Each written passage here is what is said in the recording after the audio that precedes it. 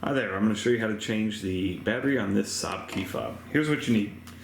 You need your replacement battery. This takes 1/1632, and you can get these on Amazon. They're pretty cheap. There's a link below in the description that will take you there. And you need a paper clip. Kind of the more sturdy the paper clip is, the better. And there's a little hole right here. So basically stick that in there. It's kind of stiff. And that pushes up. So basically this piece right here goes right there, and that pushes it up.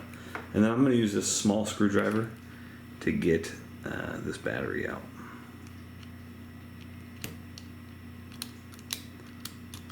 Alright, there's the old battery. And if you can't get this off with the paper clip, you could always just use a small little screwdriver and push right here. Alright, replace the battery. It goes in like so.